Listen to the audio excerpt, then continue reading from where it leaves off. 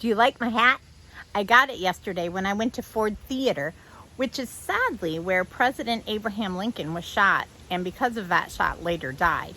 But he was a wonderful, wonderful president. And I'm going to tell you all about him today in I Am Abraham Lincoln by Brad Meltzer. I am Abraham Lincoln. When I was little, even young boys were expected to work on the farm and hunt for animals. Abe, are you coming? I'll catch up with you later. I preferred to read. I also loved animals. When I was 10 years old, I saw a group of boys playing with some turtles. They found turtles. I love turtles. Look, it's making the turtle run. It's the fastest turtle ever. But as I got closer, I realized they weren't playing. They were taking hot coals and putting them on top of the turtles to see what would happen. To them, it was harmless fun. In that moment, I could have just walked away. But when you're 10 years old, it's hard to do the right thing. But someone has to. Let this turtle go. What did you say? You heard me. Let it go. Those boys let the turtle go. Soon after, I wrote one of my first essays about how hurting animals is wrong. That may not seem like a big deal, but back then, most kids, and even adults, didn't know how to read. In fact, the state of Indiana was so new that schools weren't even built yet. I went to school for barely a year total. But that didn't stop me. Using chalk, I practiced writing the alphabet on trees. I even wrote in the dirt of the cornfield. Abe, how's the corn coming? Great, Dad. When it came to learning, my best teachers were simply books. I loved books so much. I once walked 6 miles. I'm serious, 6 miles just to get one. 6 miles? That's too far for a book. Not for this one. I'd read while my horse was resting, and while waiting in line at the local store, and in one of my favorite positions, with my feet up on a tree. Before long, I had read every book in the neighborhood, from the Bible to Aesop's Fables to Robinson Crusoe, but one of my favorites, a book about George Washington.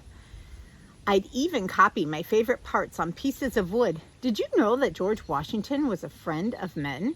You're a strange boy, Abraham Lincoln. Yeah, but I'm gonna be on the penny someday. What's a penny?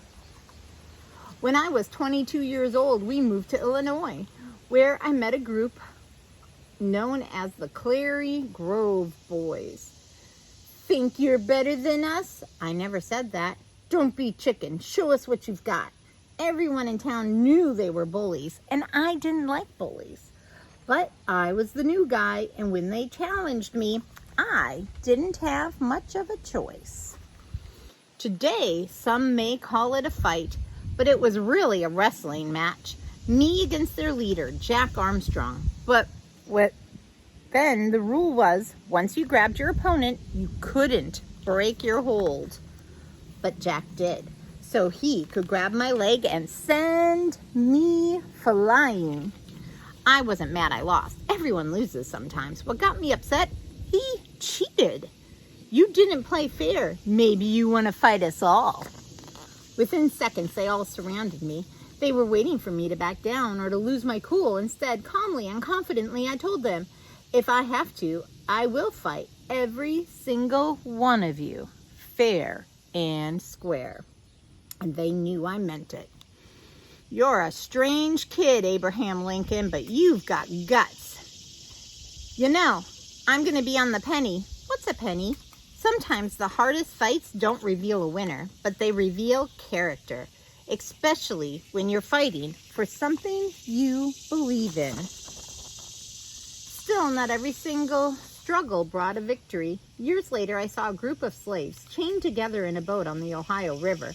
Back then, not all people were free. Some were slaves. Just because of the color of their skin, They were forced to work without pay, and they were treated terribly. I never forgot the sight of that boat. I didn't do anything that day, but for years, the memory of those people haunted me.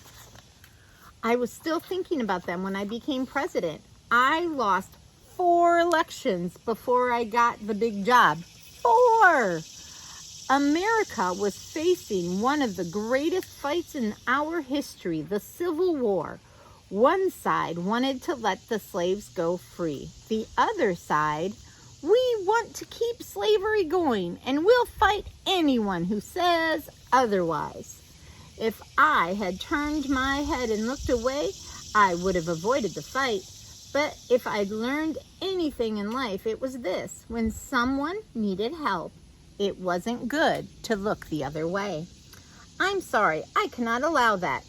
What'd you just say? You heard me. These people will be free. The Civil War lasted longer than anyone thought. The fighting took a terrible toll. People on our side were ready to give up. To re-energize them, we held a big event in Gettysburg, Pennsylvania. The main speaker gave a speech that lasted nearly 2 hours. I gave a speech that lasted 2 minutes and used only 271 words. The most important 5 words I used: all men are created equal. Soon after, I helped pass a law that ended slavery in America and freed all those people. And then we ended the Civil War. As a result, we didn't just bring together these United States of America. We proved that this government of the people, by the people, and for the people would be dedicated to freedom and justice. You know, in his speech, he told the crowd that no one would remember what he said at Gettysburg. Wanna bet? In life, strength can take many forms, but there's nothing quite as strong as standing up for someone who needs it. No matter where you're from or how little you have, one thing you can never have taken away from you is your voice. When you find something you believe in, use your voice.